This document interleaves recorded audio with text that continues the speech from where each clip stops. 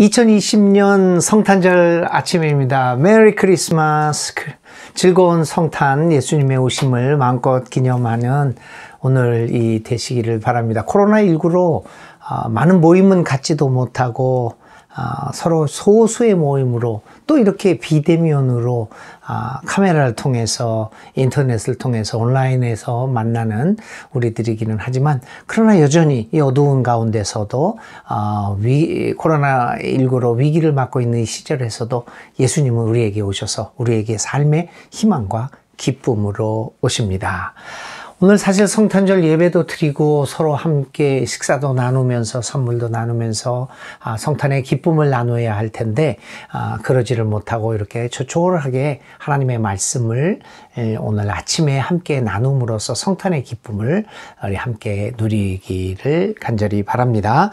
오늘 2020년 성탄절에 주시는 하나님의 말씀은 이 누가복음 2장 1절부터 7절까지 있는 말씀입니다. 제가 읽겠습니다.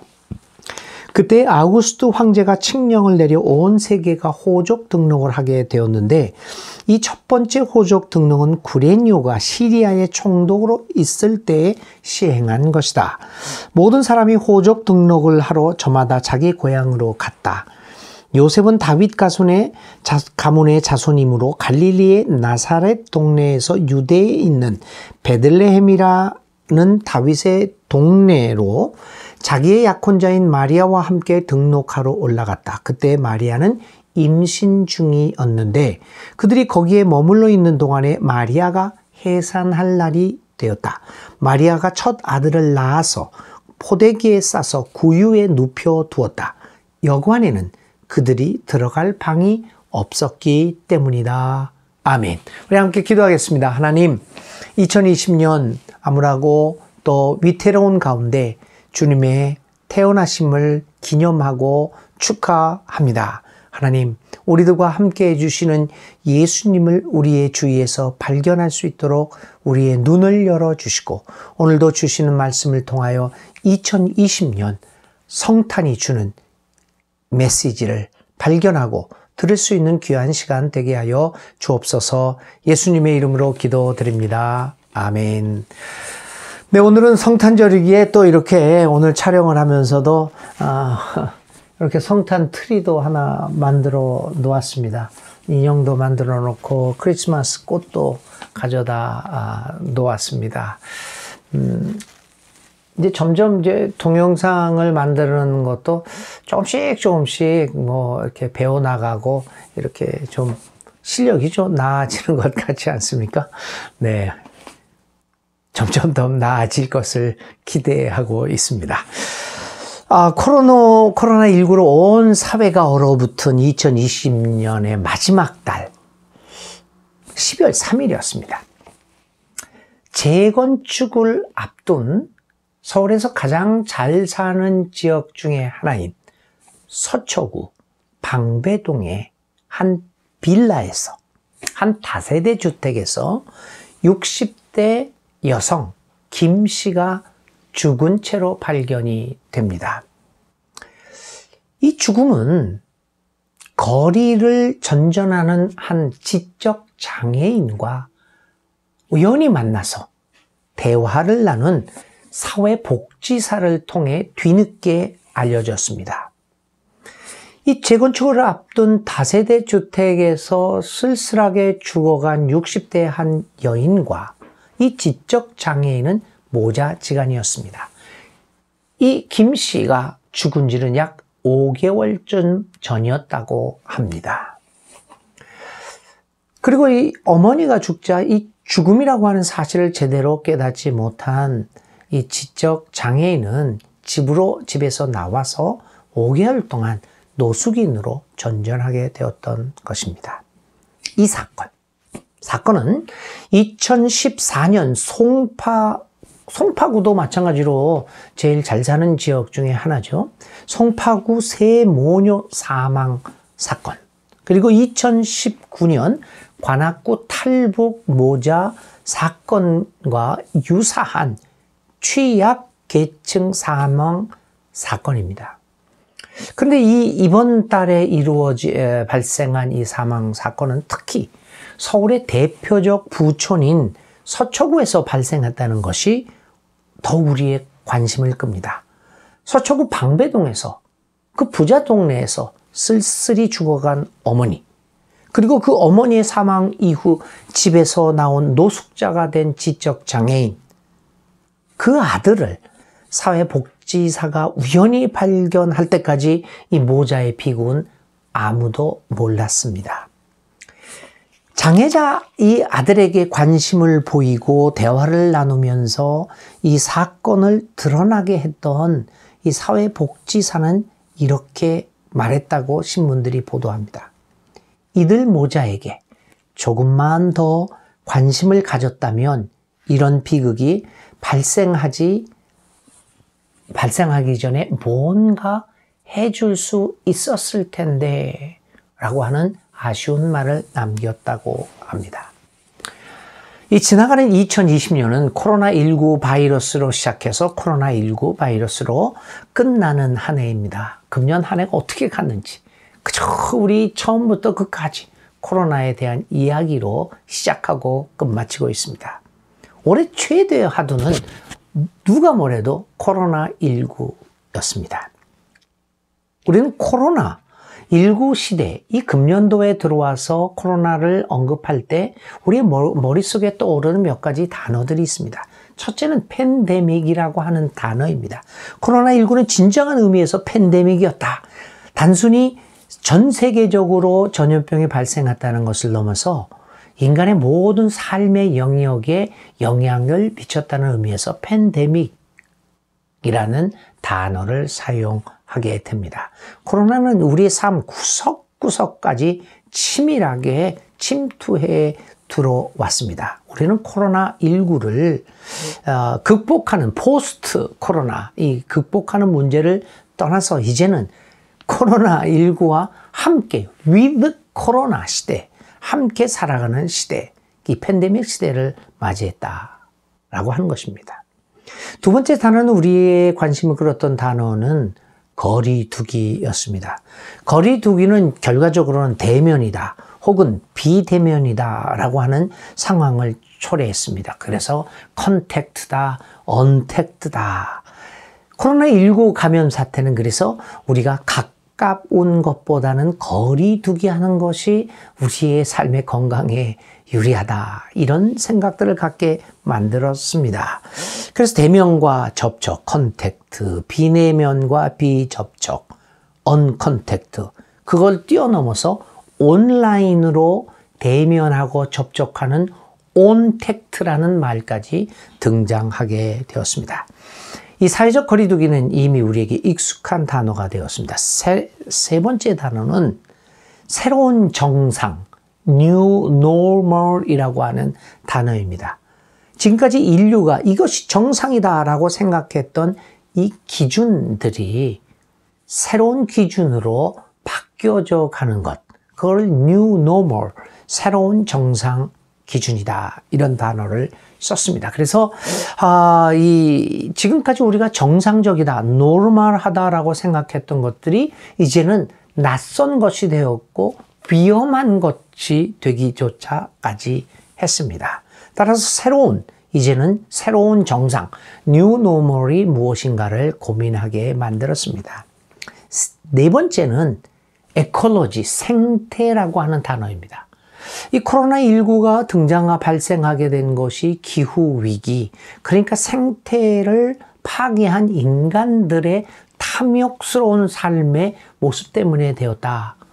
거기에 원인을 찾음으로써 생태에 대한 관심이 고조되게 만들었던 것이 코로나19였습니다. 이렇게 이런 그 팬데믹, 그 다음에 이 사회적 거리두기, 대면, 비대면, 컨택트, 언택트, 온택트, 그리고 뉴 노멀, 그 다음에 생태, 이러한 몇 가지 단어들을 중심으로 많은 논문과 글들이 발표되었습니다. 이에 대한 서적도 수없이 발간되기도 했습니다. 이처럼 코로나19는 우리 모두에게 많은 화두와 논쟁거리를 던졌을 뿐만 아니라 앞으로 인류의 삶의 방향이 어디로 향해야 하는 것에 대하여 성찰할 기회를 주었습니다. 그래서 금년 한 해는 이런 몇 가지 화두를 중심으로 정신없이 1년을 보냈습니다.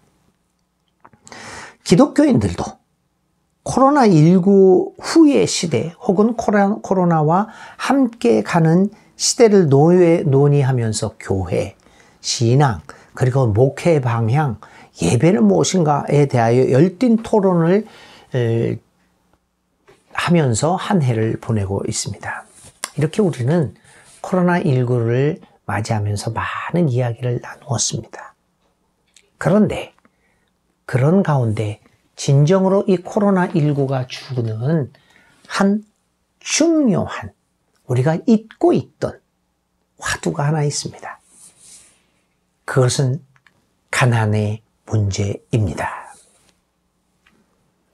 이런 네 가지 단어에 우리가 집중적으로 관심을 가질 때 우리의 뇌리에서, 우리의 주위에서 가난한 사람들은 사라지고 말았습니다.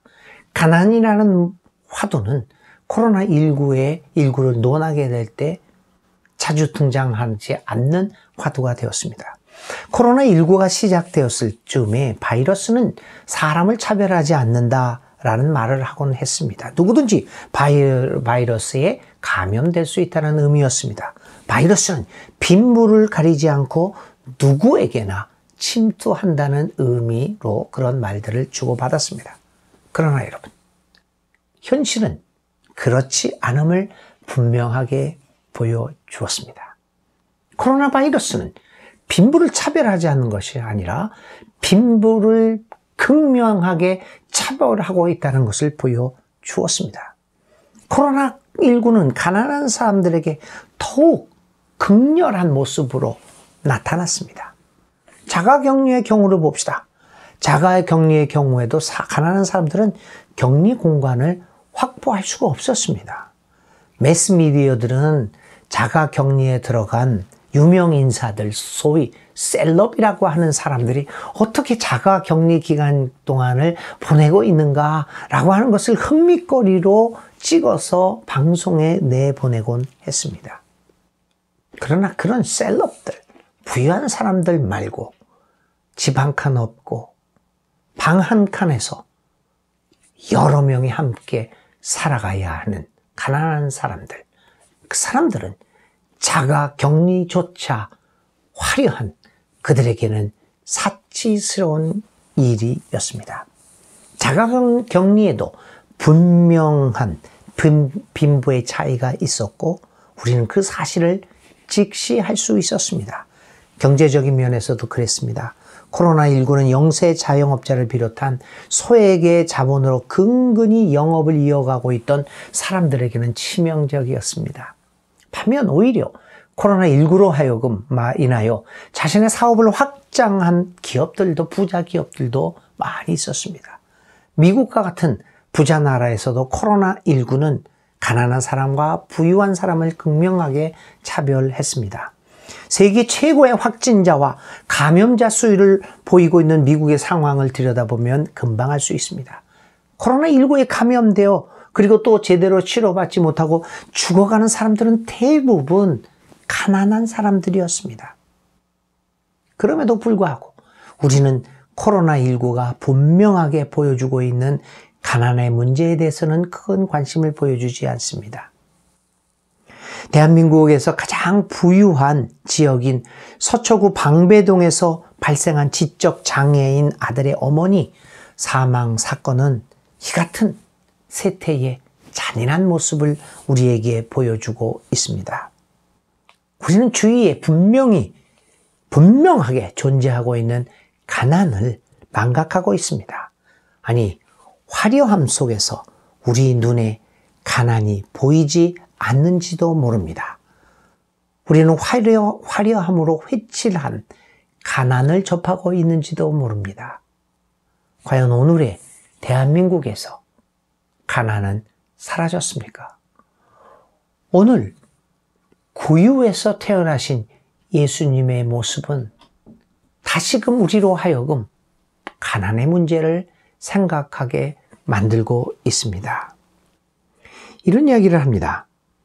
그들이 오늘 누가복음 2장 6절에 그들이 거기에 머물러 있는 동안에 마리아가 해산한 날이 되었다. 마리아가 첫 아들을 낳아서 포대기에 싸서 구유에 눕혀 두었다. 여관에는 그들이 들어갈 방이 없었기 때문입니다. 아무도 가난한 요셉과 마리아에게 관심을 두지 않고 있었습니다. 오늘 우리들도 마찬가지입니다.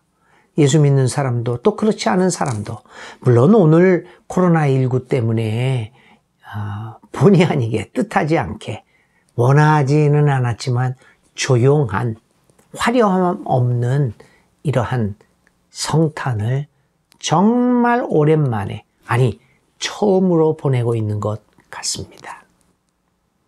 강제적으로 멈추어진 우리의 화려한 성탄 잔치, 이것은 우리에게 무엇을 요구하고 있습니까? 다시금 우리로 하여금 아이를 낳을 방을 찾지 못한 가난한 마리아와 요셉을 발견할 기회가 오늘이다 라고 하는 것을 가르쳐주고 있는 것은 아니겠습니까?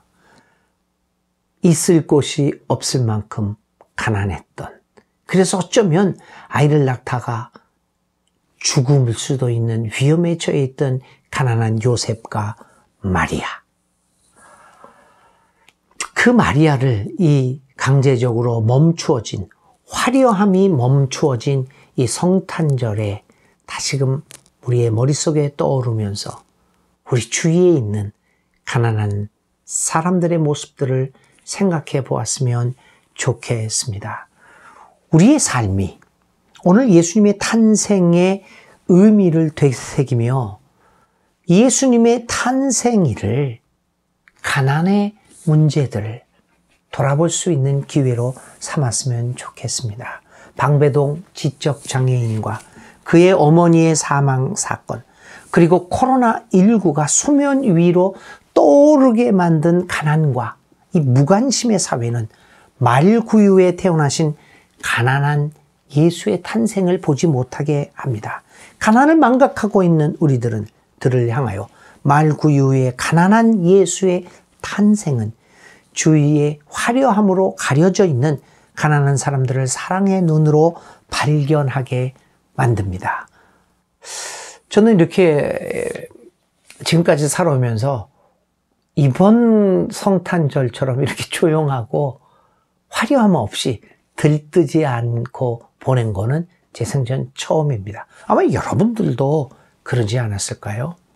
정말 강제적으로 화려함을 없애버린 2020년 성탄절은 정말 조용히 우리의 삶을 성찰해 보면서 왜 예수님이 가난한 사람의 몸으로 태어날 곳도 없은 채 말구유라고 하는 그러면 비참한 곳에서 태어나게 되었는가를 생각해 보는 조용한 크리스마스였으면, 성탄절이었으면 좋겠습니다. 이 코로나19의 시대에 예수님은 또다시 가난한 사람으로 우리에게 오고 있습니다.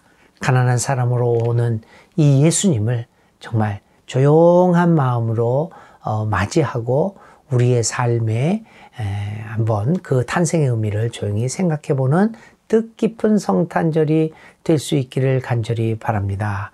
오늘 화려하게 축하하지 못하는 이 성탄절날 다시 한번 우리 주위의 어려운 사람들을 생각하며 예수님 탄생의 의미를 살펴봄으로써 2020년 성탄은 정말 평생 잊지 못할 아름다운 성탄으로 우리에게 기억되었으면 좋겠습니다.